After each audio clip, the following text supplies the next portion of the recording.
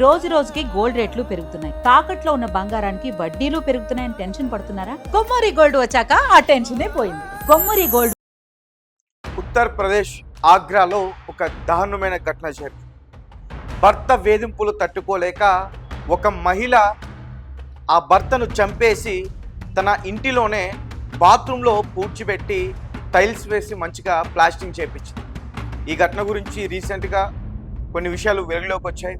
ఎందుకంటే ఆ వ్యక్తి ఇంటి నుంచి మిస్ అయ్యి దగ్గరగా 45 రోజులు అవుతుంది. అయితే మొదట్లో భార్య పైన చాలామంది అనుమానం వ్యక్తం చేశారు, కానీ ఎవరు కూడా పెద్దగా పట్టించుకోలే, ముఖ్యంగా పోలీసులు కూడా పట్టించుకోలే. అయితే ఎవరైతే చనిపోయాడో అతని సోదరుడు రీసెంట్గా అతనిపైన మిస్సింగ్ కేసు నమోదు చేశాడు మే 26వ తారీఖు. అప్పటి నుంచి పోలీసులు ఇన్వెస్టిగేషన్ ప్రారంభించారు. అన్ని కోణాల్లో ఈ కేసును దర్యాప్తు చేస్తున్నప్పుడు వారికి కొన్ని విషయాలు తెలిసాయి. ఇంతకుముందు ఆ భార్య భర్తల మధ్య ఎటువంటి గొడవలు ఉన్నాయి, ఎందుకు తగాదాలు అవుతున్నాయి, ఇలాంటి విషయాలన్నీ కూడా పోలీసులు తెలుసుకున్నారు. ఇదంతా కూడా ఉత్తరప్రదేశ్ ఆగ్రాలో జరిగింది. చనిపోయిన వ్యక్తి పేరు సురేంద్ర కుమార్ శర్మ, ఆమె వైఫ్ రూబీ. సో వీళ్ళిద్దరు కూడా భార్య భర్తలు. వీళ్ళిద్దరికి 2 ఆడబిడ్డలు కూడా ఉన్నారు. అయితే సురేంద్ర కుమార్ పచ్చి తాగుబోతాడు, పూర్తిగా మద్యానికి బానిసైపోయాడు. ఏ పని చేత కాదు, ఏ పని కూడా చేయలేడు. అయితే ఈమె కష్టపడుతూ పిల్లలిద్దరిని చూసుకుంటూ వారికి ఆహారం పెడుతూ వారిని చదివిస్తుంది. సో వీరి దగ్గర కూడా డబ్బులు తీసుకుని ఇంట్లో వారిని కూడా ఇబ్బంది పెట్టేవారు. సో దీంతో ఆమెకి ఏమనిపించిందంటే పూర్తిగా ఇతని నుంచి విముక్తి కావాలి, అసలు ఇతను లేకపోతే అసలు ఎటువంటి గొడవలు, అప్పులోళ్ళు ఇంటికి వచ్చి గొడవ చేయడాలు ఇవేమీ ఉండవు కదా అని చెప్పి ఆలోచించి అతన్ని చంపేయాలని చెప్పి నిర్ణయం తీసుకుంది. అందుకోసం అతని కోసం స్పెషల్గా ఒక పాయసం తయారు చేసింది. అందులో మత్తు బిళ్ళలు, అవి పౌడర్ అందులో వేసి అతనికి ఇచ్చింది. దీంతో అతను నిద్రలోకి జారుకున్నాడు. ఇక మత్తు ఉంటుంది కదా, సో ఆ టైంలో ఆమె ఏం చేసిందంటే ఒక తాడుతో అతని పేకని బిగించి చనిపోయేంత వరకు కూడా అలా గట్టిగా పట్టుకునే ఉంది. దీంతో అతను ప్రాణాలు విడిచాడు. ఇంకా అతనికి స్పర్శ లేదు. అతను చనిపోయాడనే విషయాన్ని నిర్ధారించుకున్న తర్వాత ఆమె వాళ్ళ ఇంట్లోనే ఉన్న ఒక బాత్రూంలో 3 అడుగుల ఒక గోతుని తవ్వింది. ఆమె తవ్వింది. మళ్ళీ వీరికి ఎవరు హెల్ప్ చేయాల, పిల్లలు కూడా హెల్ప్ చేయాల, అంతా కూడా ఆమె చేసింది. సో 3 అడుగులు లోతు తవ్వింది. సాధారణంగా ఇటువంటి బాడీస్ని పూడ్చిపెట్టడానికి ఈ మధ్యకాలంలో చాలా లోతును తవ్వుతున్నారు. సో ఈమె మహిళ కాబట్టి ఎక్కువ లోతు తవ్వలేక ఒక 3 అడుగుల లోతుని తవ్వింది. అందులో అతను వేసి పూడ్చిపెట్టేసింది. అయితే ఈమె ముందు నుంచే ఒక ప్లాన్తో ఉంది, ఇతన్ని ఎలా అయినా సరే చంపేయాలి. చంపేసిన తర్వాత ఇతనికి సంబంధించి ఎటువంటి ఆధారాలు, ఎటువంటి క్లూస్ ఇవేమి కూడా దొరకకూడదు పోలీసులకి అని చెప్పి ముందుగానే కొన్ని వీడియోస్ కూడా చూస్తుంది. ఇంతకుముందు ఎలా చంపారు, చంపిన తర్వాత వాళ్ళు ఏం చేశారు, అలాంటి వీడియోస్ కూడా ఆమె చూడడం జరిగింది. సో మొత్తానికి ఇక చంపేద్దాం అని నిర్ణయం తీసుకున్న తర్వాత ఆమె ఏం చేస్తుందంటే ఎవరైతే ఈ తాపీ పని చేస్తారో, మేస్త్రీలు అంటారు, ఈ కార్మికులు అంటారు, సో వాళ్ళని మాట్లాడింది. మా బాత్రూంలో టైల్స్ వేయాలి, ప్లాస్టింగ్ చేయాలని చెప్పి వారితో మాట్లాడింది. తర్వాత చంపేసిన తర్వాత వాళ్ళని పిలిపించింది. అప్పటికి మనతో కూడా పూర్తి చేసింది, ఎవరికి కూడా అనుమానం రాకుండా.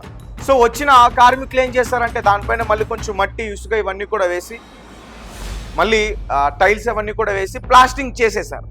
సో ఇక బాత్రూమ్ రెడీ అయిపోయింది, ఇంకా కొత్త బాత్రూమ్ లాగా అది కనిపించింది.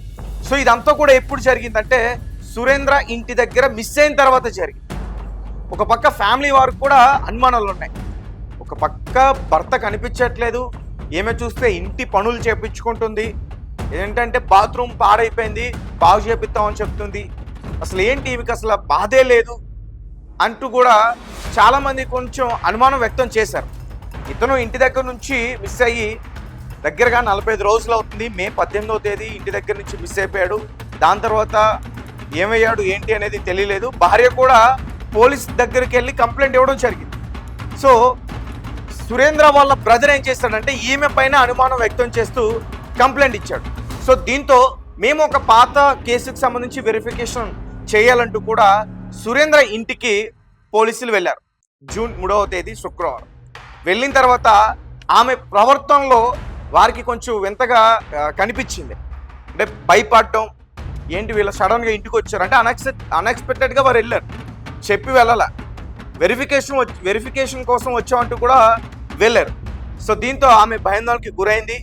పోలీసులకి ఎక్స్పీరియన్స్ ఉంటుంది, ఎందుకంటే చాలా కేసెస్ని ఇదే రకంగా వారు ఇన్వెస్టిగేషన్ చేస్తారు కదా. సో మొత్తానికి వారికి ఒక విషయం అర్థమైంది, ఆ బాత్రూమ్ ఎప్పుడు కట్టారు అనే దాని గురించి ఆరా తీసే ప్రయత్నం చేశారు.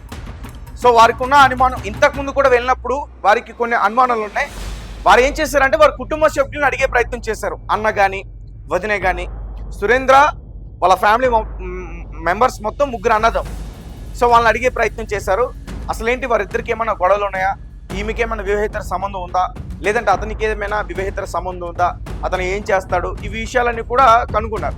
అయితే ఒక విషయం అయితే క్లారిటీ, అదేంటంటే అతను పూర్తిగా మద్యానికి బానిసయ్యాడు, డబ్బులు సంపాదించడు, ఎక్కువగా అప్పులు చేస్తాడు. అతనికి అప్పు ఇచ్చిన వాళ్ళు ఇంటి వద్దకు వచ్చి గొడవ చేస్తాడు. అలాగే ఇతను తాగడానికి ఆ మహిళ సంపాదించిన డబ్బులను కూడా తీసుకుంటాడు, ఇవ్వకపోతే గొడవ పెట్టుకుంటాడు, లేదంటే ఆమెను కొడతాడు. సో ఇవన్నీ కూడా పోలీసులకి తెలిసాయి. సో మొత్తానికి పోలీసులు ఏదైతే ఆ కొత్తగా ఆ బాత్రూమ్ని కట్టించారో దాన్ని తవ్వే ప్రయత్నం చేశారు. ఆ టైల్స్ అన్నీ కూడా తీశారు, అదంతా కూడా బద్దలు కొట్టారు. సో అప్పుడు 3 అడుగుల లోతులో సురేంద్ర యొక్క డెడ్ బాడీ కనిపించింది. తర్వాత ఆమెను అదుపులోకి తీసుకుని విచారణ చేస్తే ఆమె ఒప్పుకుంది, నేనే చంపేశాను, నన్ను వేధించాడు, అందుకే చంపాల్సి వచ్చిందంటూ కూడా ఆమె ఒప్పుకుంది. సో పోలీసులు ఇంకా డీప్గా ఇన్వెస్టిగేషన్ చేస్తున్నారు. అంటే ఇదంతా కూడా ఆ మహిళ ఒకదే చేసిందా, లేదంటే ఆమెకి ఇంకెవరన్నా సహకరించారా అనే కోణంలో కూడా పోలీసులు దర్యాప్తు చేస్తూ ఉన్నారు. అలాగే ఆ మేస్త్రులు ఎవరు, వారు అంటే ముందుగా ప్లాన్ ప్రకారం వారికి ఏమైనా డబ్బులు ఇచ్చి ఇదంతా కూడా చేయించిందా, లేదంటే వారికి తెలియకుండానే వచ్చి చేసేసారా, ఇలా అన్ని కోణాల్లో కూడా పోలీసులు అయితే దర్యాప్తు చేస్తూ ఉన్న పరిస్థితి. సో ఒక్కసారిగా ఉత్తరప్రదేశ్ ఆగ్రా ఆ ప్రాంతం అంతా కూడా ఈ ఇష్యూ గురించి తెలిసిన తర్వాత ఉలిక్కిపడ్డారు.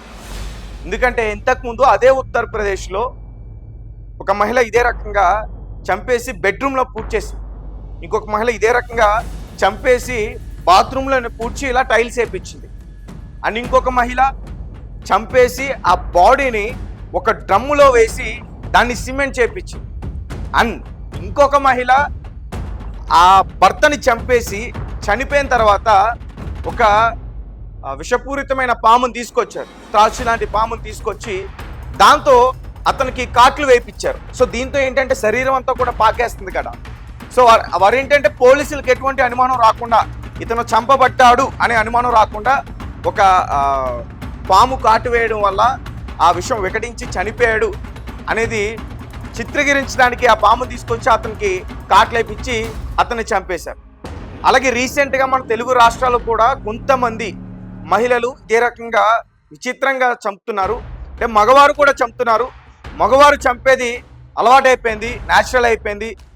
మహిళలతో పోల్చుకుంటే ఎక్కువగా ఇటువంటి క్రైమ్స్ చేసేది మగవాళ్ళే. సో అది అలవాటైపోయింది, భార్యల్ని చంపడం, లవర్స్ని చంపడం, ఇవన్నీ కూడా అలవాటైపోయినాయి. ఇప్పుడు మహిళలు చేస్తున్నారు కాబట్టి ఇది కొంచెం వైరల్గా మారుతుంది.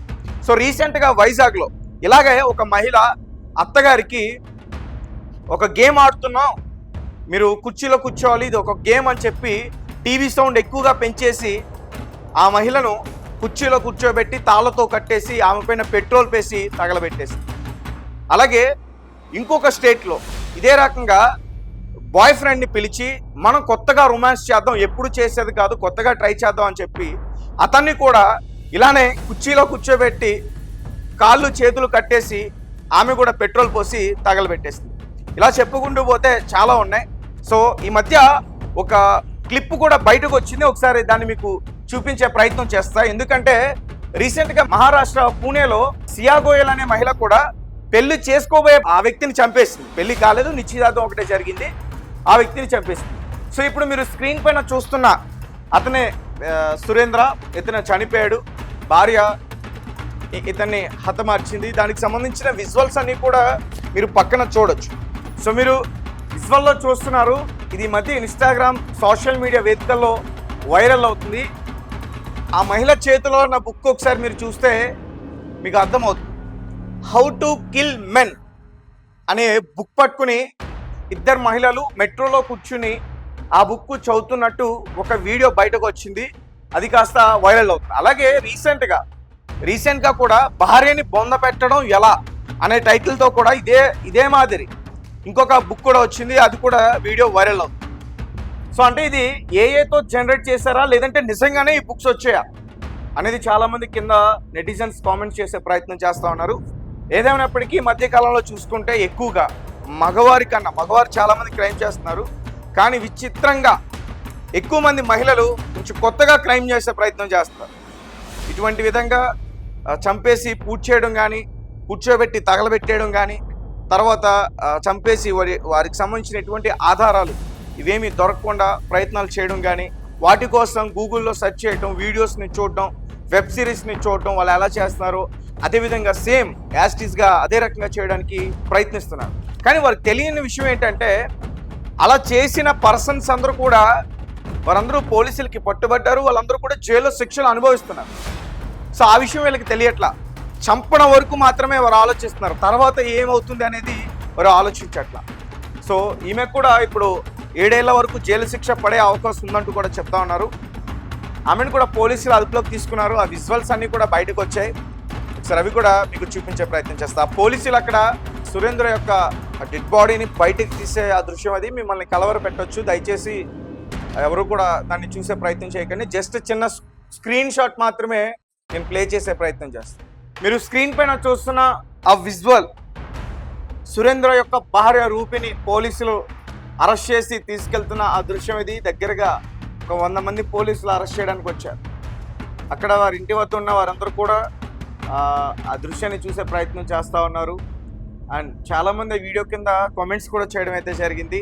అంటే దృశ్యం సినిమాలో యాజ్ టీజ్గా ఎలా అయితే చేశాడో ఇటు వెంకటేష్ కానీ, మలయాళంలో మోహన్ లాల్ కానీ, తమిళంలో కమల్ హాసన్ కానీ, వాళ్ళు ఎలా అయితే దృశ్యం సినిమాలో క్లైమాక్స్లో ఒక వ్యక్తిని చంపేసి అతన్ని పోలీస్ స్టేషన్ కింద పూడ్చిపెట్టేస్తారో అదే రకంగా ఈమె కూడా చేసిందంటూ కూడా చాలామంది కామెంట్స్ చేస్తూ ఉన్న పరిస్థితి.